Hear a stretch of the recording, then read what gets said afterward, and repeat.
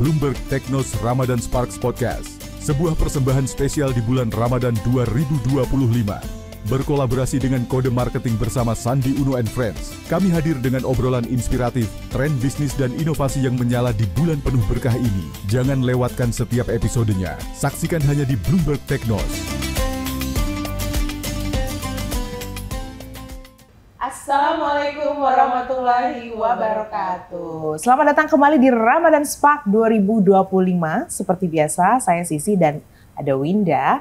Yang kita hari ini akan membahas tentunya dalam Ramadan series meneladani strategi bisnis Rasulullah khususnya di era modern. Hari ini kita tentu tidak hanya berdua. Yes. Ada siapa, Winda? Kita kehadiran seorang tamu istimewa. Kalau misalnya dikaitkan dengan siapakah hero-nya lokal brand, beliau adalah salah satunya. Oh, wow. Kita kenal dulu. Selamat datang Mas Bima. Selamat datang. Selamat datang Mas Bima Laga.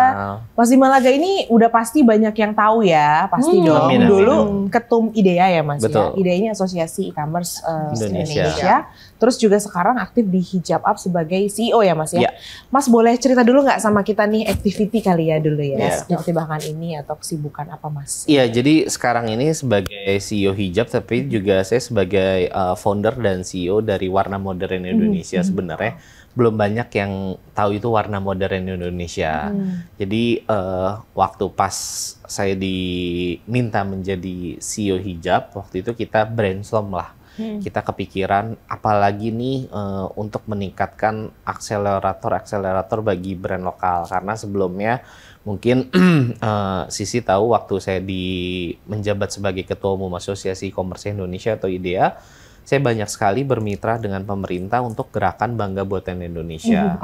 Di mana gerakan Bangga Buatan Indonesia itu kita saat pandemi itu kita fokus sekali untuk membantu para UMKM itu atau brand-brand itu untuk terjun ke dalam platform e-commerce. Nah, dari situlah saya berpikiran atau mempunyai ide gimana kita sebenarnya nih brand-brand lokal ini bisa mempunyai daya saing.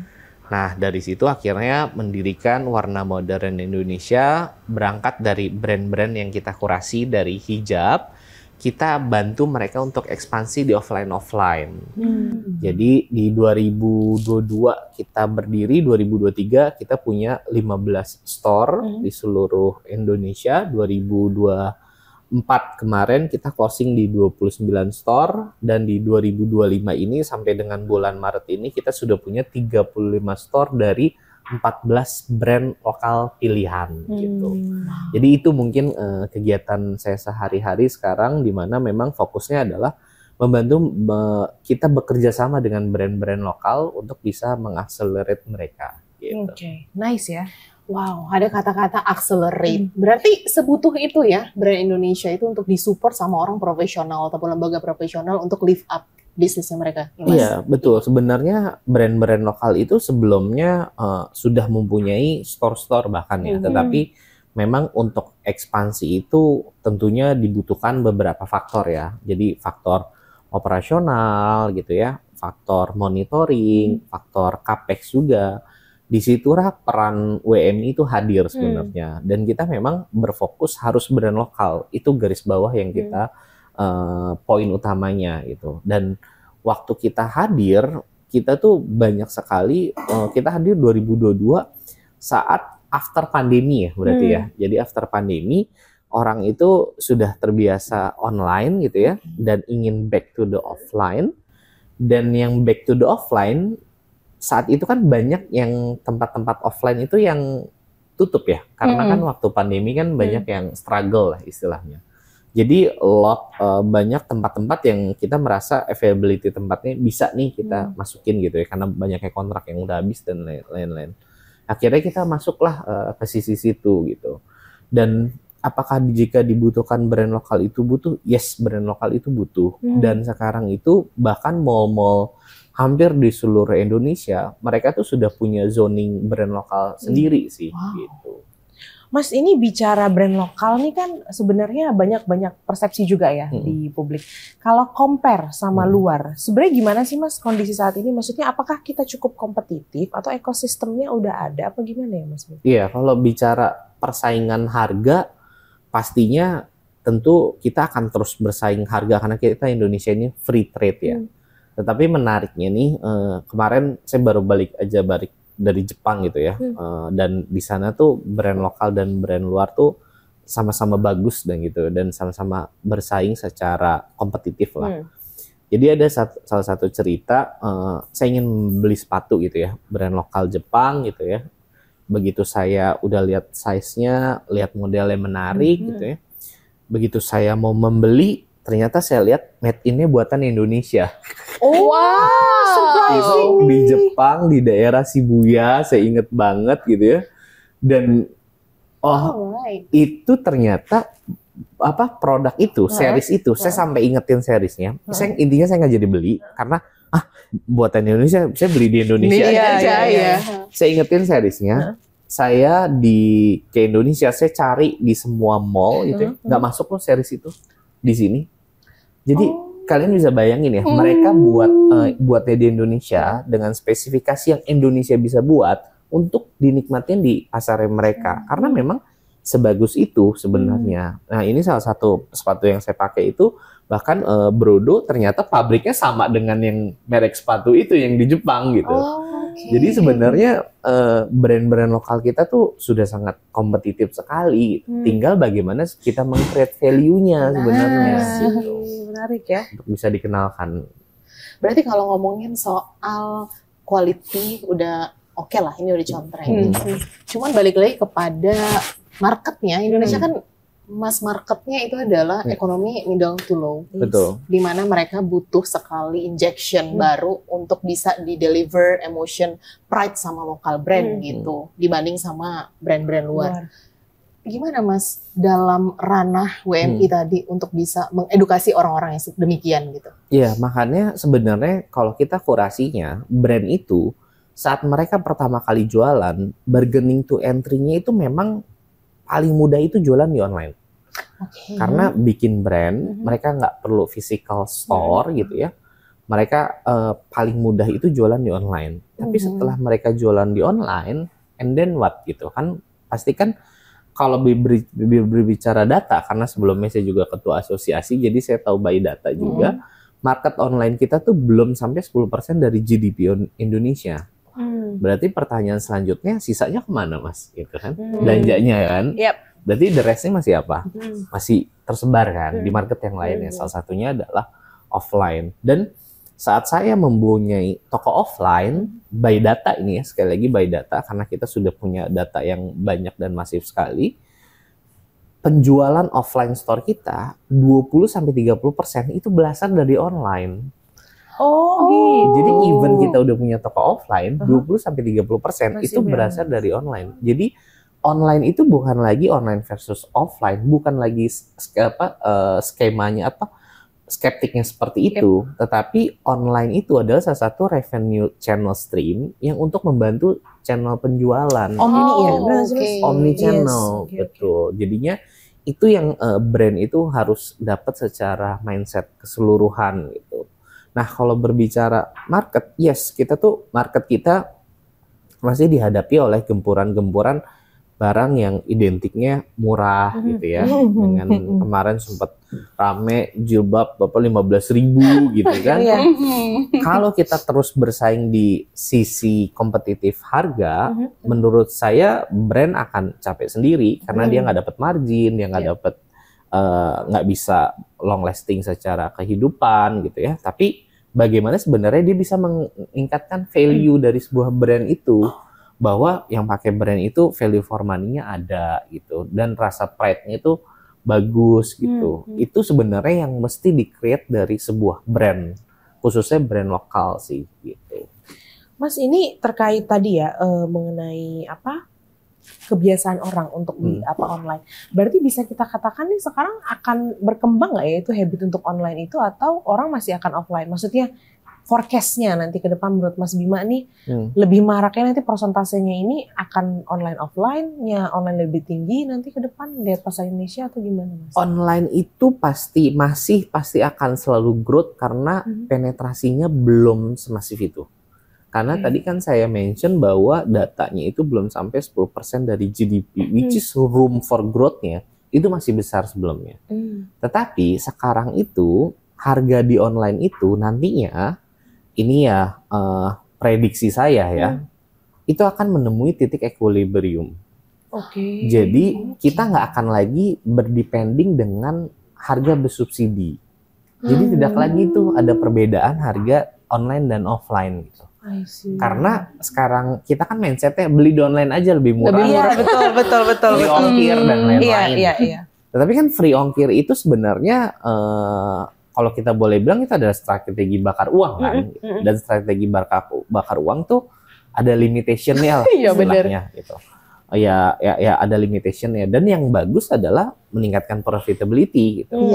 Nah, kalau misalnya kita sudah sampai real harganya dan titik equilibrium yang saya sampaikan tadi, nanti customer akan lebih bisa menentukan sebenarnya gitu. Berarti kalau sampai pada titik kelar nih subsidi yang sekarang kita nikmatin ya, karena kan kalau beli sesuatu cenderung memilih yang jauh lebih murah versi kita gitu. Dan akhirnya brand jadi sulit nih nentuin positioningnya untuk nentuin marketnya di awal setelah subsidi dan tanpa subsidi, Mas Bima. Menurut Mas Bima akan ada change behavior nggak?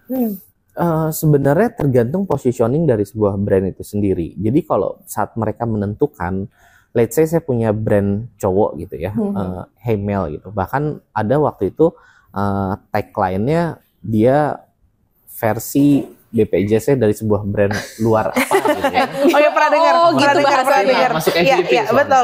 BPJS-nya gitu. BPJS-nya. Tetapi mereka justru nggak merasa itu sebuah mereka merasa itu sebuah advantage gitu. Karena dengan harga yang lebih kompetitif, dengan kualitas yang bagus gitu ya, mereka bisa lebih bersaing, dan ternyata toko offline-nya ramai gitu. Nah, sekarang itu dengan kita ada isu mengenai daya beli contohnya gitu ya. Sekarang itu masyarakat banyak mencari subsidiar kan. Let's say dengan dulu saya beli harga 1 juta dengan tas gitu ya. Sekarang saya mau beli dengan kualitas yang sama harganya 750.000 contoh gitu kan. Nah, itu adalah ingin tetap membeli tetapi merasakan manfaatnya gitu. Jadinya dengan mensubsidir dengan kualitas yang lebih bagus tapi harga dengan lebih kompetitif gitu. Wow, kalau ngomongin pricing berarti kan banyak sekali variabel di dalam produknya ya Mas ya. Apalagi kalau kita ngomongin soal tadi free trade, barang dari China misalnya, itu sangat kompetitif di online. Gimana caranya brand lokal untuk bisa bersiap, berkompetisi dengan Chinese product? Iya, bahkan mungkin kalau misalnya ada namanya Great Wall Strategy kan waktu di China. Waktu Great Wall Strategy itu waktu itu ini di online ya. Cina itu memblok pemain asing tapi menerima investasi asing. Jadi waktu Alibaba dan kawan-kawan gitu ya, JD itu Google tuh nggak bisa masuk gitu ya. Tetapi investasinya tuh boleh masuk. Jadi mereka tuh bener-bener mempush lokalnya itu untuk berkembang gitu. Tapi mereka boleh tuh invest gitu, merasakan manfaatnya dari investasinya gitu.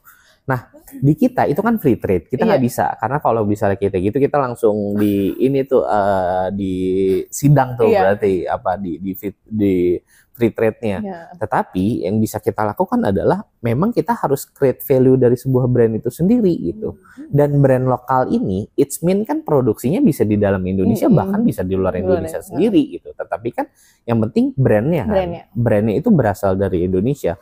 Pertanyaan saya, emang kalau brand luar itu produksinya pasti di luar itu juga? Enggak, ada di Indonesia ya kan? kok. Tadi saya bilang waktu di Jepang produksinya di Indonesia. Tapi kita tahu brandnya adalah asli dari Jepang gitu. Itu sebenarnya yang harus dilakukan oleh brand-brand lokal sih menurut saya gitu.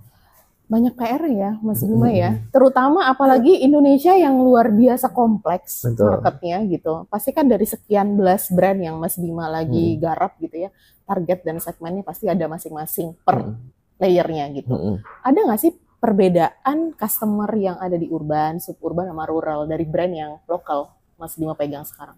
Perbedaannya mungkin behavior ya.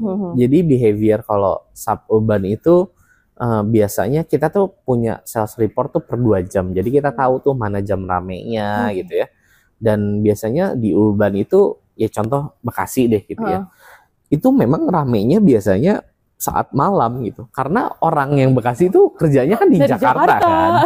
Jadi Iya, iya. mereka tuh spendingnya itu saat pulang, terus mungkin naik transportasi umum LRT dan lain-lain, mampir dulu untuk belanja, makan dan lain-lain sebelum sampai rumah gitu. Tapi kalau weekend ya nggak usah ditanya lah, weekend itu pasti mereka udah males jauh-jauh gitu ya, biasa jauh-jauh, mereka tuh pengen yang deket rumah. Makanya mall-mall itu sekarang banyak yang mengintercept kan. Maksudnya mall-mall, orang yang buat mall itu banyak membangun pusat perbelanjaan itu di suburban kan. Suburban area. Sebenarnya fungsinya untuk itu. Untuk memudahkan masyarakat suburban itu untuk tidak perlu lagi ke pusat kota gitu. Nah, tetapi itu juga mempengaruhi tren sebenarnya. Tren daya belinya juga pengaruh. Jadi dan strategi paling benar kan jemput bola ya. Iya. Jadi makin banyak kita berada di tempat kita mendekati mereka, tentunya akan lebih bagus untuk attraction-nya. Gitu. Mas ini bicara tadi ada pattern behavior. Kalau di Ramadan gimana? Apalagi kan Mas Bima ini spesifik ya, busana Muslim, pakaian-pakaian hijab, pakaian-pakaian Islam gitu. Nah itu gimana Mas sama Ramadan? Belum lagi ini banyak jokes nih, ada ibu-ibu katanya nonton seharian live. Oh iya. Sehari. Ibu mana tuh? Mulai mojol. Banyak tuh. Gimana Iya, Mas kalau di Ramadan? memang saya selalu compare data Ramadan to Ramadan. Iya. Dan by data, tadi aja saya baru lihat per kemarin 1 sampai 13 karena hari ini belum closing ya, baru hari ke-14. Kita Ramadan to Ramadan, kita karena ada pembukaan store baru, jadi saya exclude dulu. Kalau nggak pembukaan store baru itu, kita growth itu at least 10 sampai 20%. Compare to Ramadan tahun lalu. Tapi kalau sama store baru, ya karena store yang bertambahnya banyak, kita growth-nya bisa di atas 100% ya gitu, karena kita penambahan store-nya lumayan gitu. Jadinya tapi yang pasti alhamdulillah masih growth. Nah, menariknya Ramadan kali ini di 2025 ini kan 1 bulan full. Jadi kita ngukurnya gampang nih, bulan Enak Maret ya? start Iya. puasa tanggal 1 sampai 30. sampai 30, nggak ada 31 lah ya, 30 udah selesai gitu, harusnya 30 hari bisa. Haram saya. Nggak boleh ya. Iya, makanya jadinya perkiraan estimasi peaknya itu memang di tanggal payday dan tanggal turunnya THR. Which is Bentar lagi itu, dong ya? Ya sebentar lagi lah, minggu kedua gitu. Oh, oke. Jadi ya itu estimasi kita sih, dan alhamdulillah dengan 13 hari ini kita masih growth di 10 sampai 20%. Oke. Kembali bicara soal Ramadan nih, soal Indonesia as negara Muslim ya Mas. Ini kan aku agak sedikit tarik ke ini ya, tujuan dari dulu kan pengen dijadikan kiblat fashion Muslim dunia. Mas Bima as pelaku, mampu gak sih kita tuh sebenarnya? Mampu sebenarnya, tapi desain kita tuh memang punya uniqueness tersendiri gitu. Jadi desain kita tuh karena culture kita tuh banyak sekali gitu. Jadi kalau di luar negeri itu, bahkan di negara-negara tetangga, by design Indonesia very banyak pattern dan colorful yang orang di negara tetangga tuh ngelihat kita tuh bisa menjadi kiblat sebenarnya. Jadi karena di kita tuh banyak filosofi yang bisa dijadikan bahan acuan untuk sebuah desain. Banyak sekali gitu, mengangkat dari budaya ini, pattern ini, dan baju modest Muslim kita tuh sangat variatif sekali lah dan saya banyak punya brand tuh benar-benar sangat ngelihat, variatif sekali ya datanya ya gitu. Dan ini yang menurut saya patut kita apresiasi sebenarnya. Dan ya kalau ada beberapa desain kan mungkin kayak polosan gitu ya. Dan kalau kita kan memang variatif sekali polosan yang ada, bahan materialnya kita juga banyak gitu. Jadi Mas appreciate sih untuk Indonesia sih. Tapi itu mengarah ke sana nggak Mas, yang Mas Bima lihat sekarang saat ini? Atau justru masih bermain di zona aman? Mengarah ke sana. Jadi banyak brand-brand itu yang udah ingin menjadi kiblatnya, bisa dijadikan kiblat sampai brand luar gitu. Ya ingin menjadi the next LVMH-nya gitu ya kan. Versi Indonesia gitu ya kan. Ya kita harus support dan apresiasi gitu. Ada pemain yang bisa mencapai langkah seperti itu. Dan di Jepang itu, orang terkaya di Jepang itu jualan baju loh. Oh iya ya. Iya. Uniqlo kan Oh iya sekarang. benar-benar. Merah. The brand no need introduction ya. Iya. Iya. Jadi Tapi kalau gitu Mas Bima, sebenarnya brand lokal kita tuh udah diterima kan di level daerah tetangga deh misalnya. sangat-sangat diterima, bahkan di lokal sendiri itu sudah diterima banget. Makanya saya bilang dulu mungkin kalau berbicara 5 sampai 7 tahun yang lalu gitu ya, kita tuh di mall itu jarang sekali ngeliat brand lokal, Mbak Windy. Jadinya ngeliat brand lokal itu kayak sedikit lah kita ngeliatnya ini brand import dari ini, brand dari Korea, Jepang dan negara-negara lain lah gitu. Tapi sekarang, ini brand lokal ya gitu. Oh ini brand lokal ya, ini ada di sini, ada di sini. Itu yang saya appreciate dan mereka juga realize bahwa brand lokal itu bisa pull traffic gitu, mallnya gitu. Kan dulu mall itu selalu menganggap brand luar itu anchor traffic ya. Ya. Tapi nyatanya sekarang kita bisa kan gitu. Iya, ada di satu mall di selatan kan Mas, Iya. udah ada spesialisasi lantai betul. itu untuk lokal brand Lokal semua, brand. gitu. Mas, Itu adalah terkait- salah satu indikasi ya. Terkait ini juga nih, daya beli tadi ya Mas kan. Ini kan banyak data menunjukkan menurun ya Mas, Ya. daya beli kita. Apalagi di badai ekonomi ini lagi kencang banget. Itu ke pelaku gimana Mas Jo ini?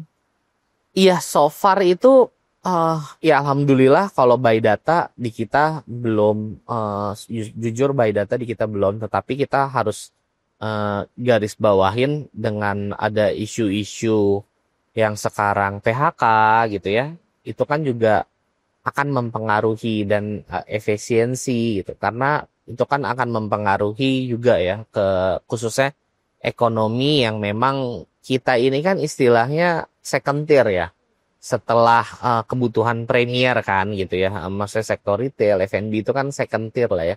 Mungkin F&B bisa termasuk premier karena makanan gitu, tapi kan kita ini kan second tier ya. Jadi tentunya kebutuhan premier itu pasti selalu didahulukan lah menurut saya. Jadinya kalau misalnya kebutuhan premier didahulukan, tentunya kita akan menjadi the next kebutuhan yang akan di-fulfill. Tapi so far by data alhamdulillah kita masih growth yang tadi saya bilang sih. Berarti sebenarnya nggak gitu ngaruh ya ke secondary needs-nya kita nih. Mungkin tergantung segmen ya, karena brand itu sendiri kan mempunyai segmen. Ada yang segmennya middle gitu ya, ada yang segmennya low gitu, ada yang segmennya up gitu. Karena brand saya cukup variatif, ada yang memang range-nya di AB gitu ya, mungkin tidak terkena gitu ya. Ada yang range-nya di BC gitu ya, mungkin yang terkena mungkin bisa jadi yang CD gitu ya, brand-brand yang seperti itu gitu, mungkin itu bisa efek, atau bisa jadi yang tadinya beli brand AB bisa turun ke brand CD ya. gitu ya kan. Karena kan sebenarnya daya belinya ini perjuangannya ini di middle class Betul, kan. betul. Middle class ini yang agak berubah-ubah nih. Betul. Ini dia range dia. Ketidakpastian middle class Iya, ini ketidakpastian sebenarnya. middle class, betul. Sementara paling banyak kan itu market Indonesia ya, Betul. Mas, dan paling konsumtif. Betul. Jadi gimana tuh Mas? Ya, Antisipasinya gimana kalau Mas Bima kira-kira ini menang? kalau antisipasinya yang pertama kita terus menawarkan produk-produk yang variatif ya. Produk-produk yang variatif, yang inovatif sehingga bisa mengattract gitu. Karena fashion itu tuh harus renewal gitu. Karena orang itu kalau misalnya di toko itu mereka tuh istilahnya kalau untuk ngeliat itu mereka tahu tuh kapan ada produk baru gitu. Mereka udah hafal itu. Oh ini kan produknya udah minggu lalu gitu. Udah launching belum sih produk baru gitu. Itu nggak? Enggak terlalu lagi. Iya, tapi ada customer mindset yang kita alamin sampai segitunya. Bahkan kalau tanggal launching tuh sampai ditungguin gitu. Oh wow, nice ya. Iya, jadi benar-benar Beragam banget ya. beragam sih. Jadi setelah saya menjalani industri ini, seseru itu sebenarnya. Seru banget. Seloyal itu juga mereka sama brand Seloyal ya. itu sama brand. Loyal. Tapi sampai pada titik brand loyalty kan tuh pasti banyak sekali Wah, banyak. layer-layer yang harus diperjuangkan. Betul, ya, betul. Mbak ya. Untuk brand lokal entry level deh, apa sih yang harus dilakukan untuk bisa sampai ada titik itu gitu? Iya, memang rata-rata brand yang WMI pegang itu channel distributionnya itu bisa bilang lebih dari 5 tahun ya umurnya ya. Jadi dan kita terus ketemu brand-brand baru. Saya tuh tiap minggu atau tiap 2 minggu sekali selalu ketemu brand-brand baru gitu. Karena justru itu yang menarik menurut saya. Jadi tetap ada keinginan orang untuk terus meng-create brand-brand baru ya. itu adalah salah satu bentuk entrepreneurship kan di Indonesia gitu. Tetapi balik ke pertanyaannya, ya cara mereka membangunnya ya memang harus step by step ya. Mereka harus membangun mulai dari online, berangkat ke branding value-nya, bikin community base-nya, bikin quiet demand-nya gitu ya. Karena kita udah punya produk bagus banget gitu. Tapi demanding-nya kurang kan sayang ya sebenarnya gitu. Jadi menemukan hook-nya itu sih memang harus didapat ya gitu. Ada brand ya, dia tuh even dia nggak punya toko offline gitu ya, tapi dia kalau launching selalu habis. Oh ada ya? Ada yang seperti itu. Jadinya saya appreciate sekali gitu brandnya. Terus saya tanya, nggak mau buka toko offline ya, Mbak atau Mas gitu ya?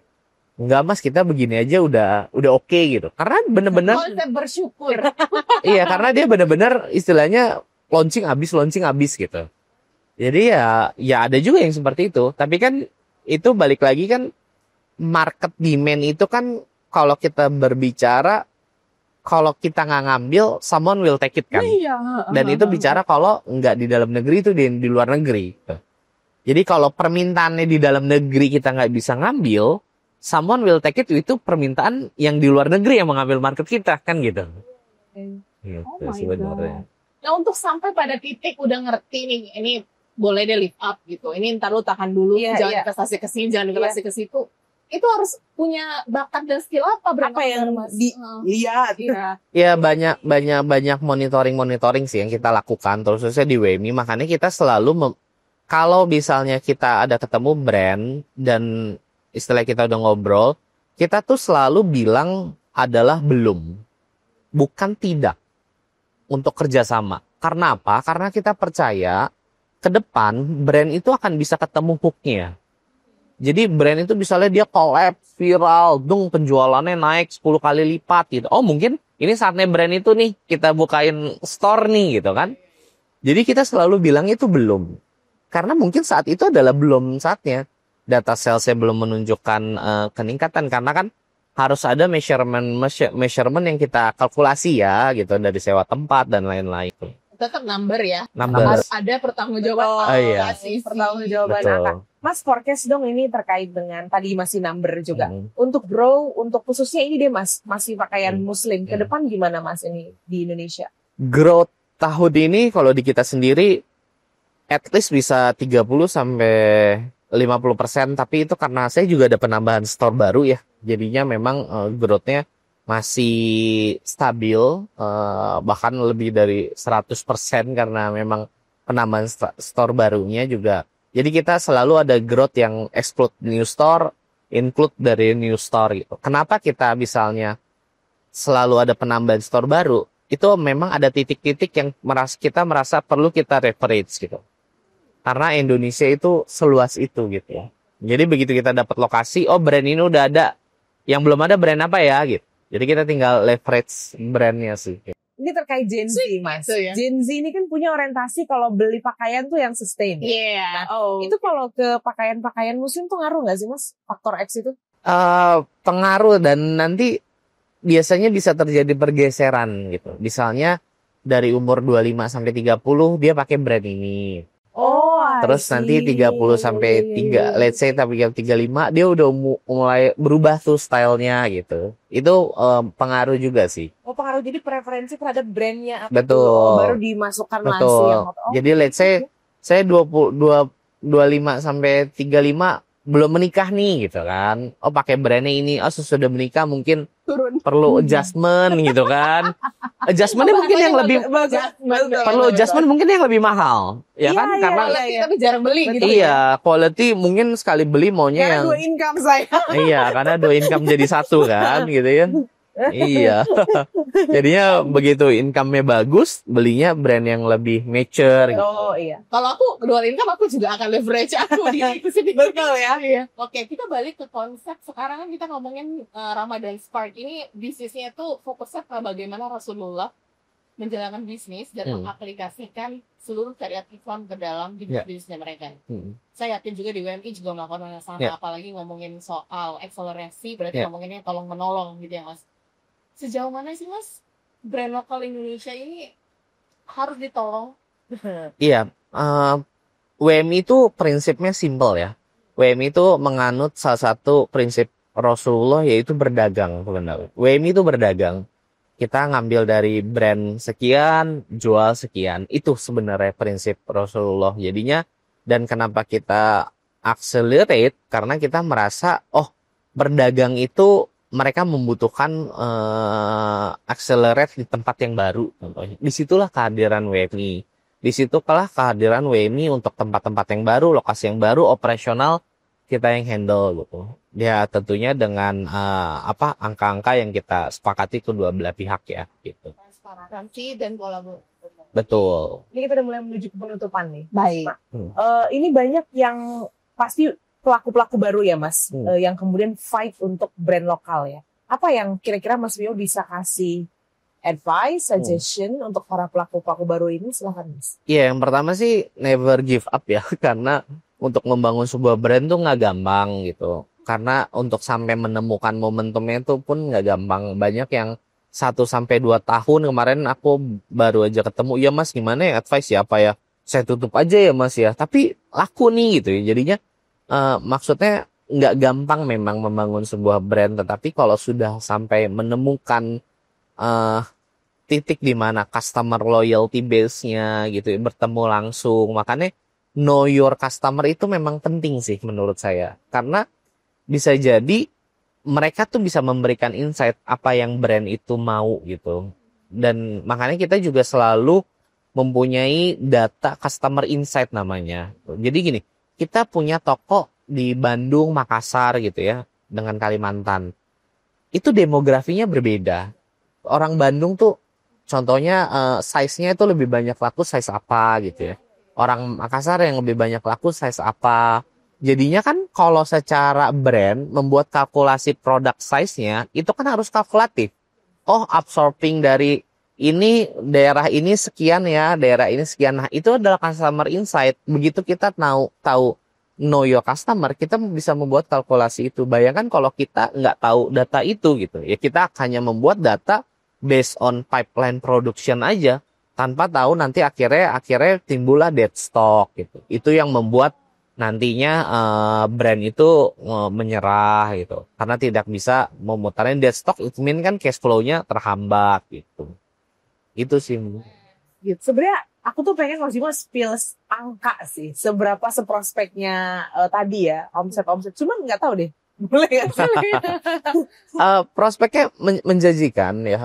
Menurut saya prospeknya menjanjikan. Bahkan tahun ini kita bisa tembus di angka ratusan miliar sih.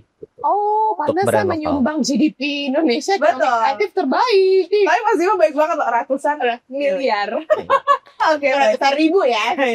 Ya Bismillah ya. Bismillah. Karena masih panjang kan. Betul. Masih 3 bulan. Ini kan kita spill angkanya juga sebagai prospek ya Mas ya. Betul. Biar dimengati juga Betul. brand lokal. Jadi sebenarnya ya prospek brand lokal tuh saya rasa sangat-sangat menjanjikan sekali. Dan buat teman-teman yang belum punya ya segera bikin. Iya, benar. Bangga buatan Indonesia tuh kayak ininya ya. Iya, bukan hanya bangga tapi beli dong. Beli, iya benar-benar. Sisi. Berarti B-nya itu tambah 1 tuh. Beli bangga dan beli buatan Indonesia. Iya, betul. Oke. Biasanya kita ada closing statement sebelum mengakhiri sesi kita hari ini.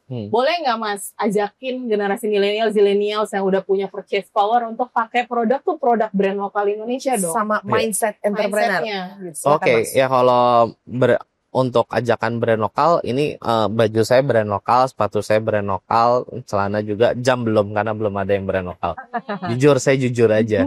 Jadinya brand-brand karena lokal kalau jam. bukan kita itu siapa lagi sebenarnya. Jadi tadi saya sudah cerita bahwa bahkan yang sepatu saya pakai ini produk pabriknya itu sama gitu dengan pabriknya yang dari Jepang itu. Jadi kita tuh nggak kalah sebenarnya. Untuk mindset entrepreneur, saya selalu bilang di mana-mana, think big, do small, do it now. Jadi kita berpikiran besar, kita baru bisa melakukan hal yang kecil, itu nggak akan apa-apa kalau kita nggak ngelakuin sih. Jangan mikir. Kayak teori ya. Benar-benar. Keren sekali. Mas Bima Laga. Oke. Makasih banget. Makasih banyak ya Mas atas waktunya. Insightful sekali. Udah, kalau gitu kita akan ketemu lagi di next Ramadan Spark. Kode Marketing bersama Bloomberg Techno. Saya Winda Mizor dan Sisi dan juga Mas Bima. Sampai ketemu lagi di next episode. Assalamualaikum warahmatullahi wabarakatuh.